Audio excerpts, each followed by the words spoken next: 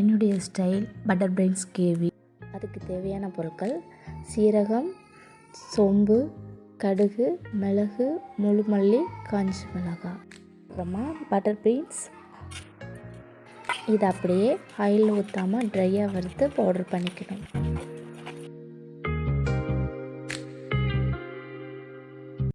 தேங்காய் விழுதும் பேஸ்ட் அரைச்சி வச்சுக்கணும். ஒரு பேனில் ஆயில் சூடானதும் பெரிய வெங்காயம், கருவேப்பிலை போட்டு நல்லா வதக்கணும்.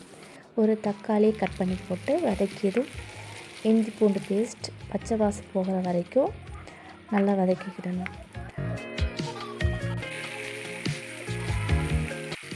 அப்புறமா பட்டர் பீன்ஸ், ஒரு உருளைக்கிழங்கு இதையும் போட்டு அரைவேக்காடு வேகிற வரைக்கும் நல்லா வதக்கணும். அப்புறம் அரைச்சி வச்ச மசாலா பவுட்ரு, கறி மசால் பொடி கொஞ்சமாக போடுவோம்.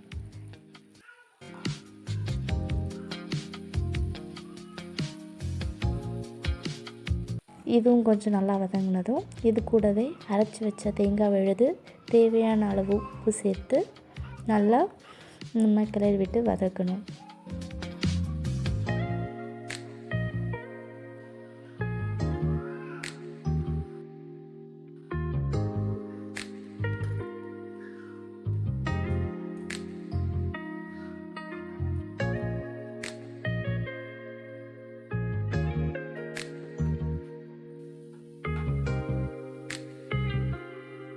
இது கூடவே ஒரு 3/4 கிளாஸ் தண்ணி விட்டு மூடி போட்டு சிம்லே வேக வைக்கணும்.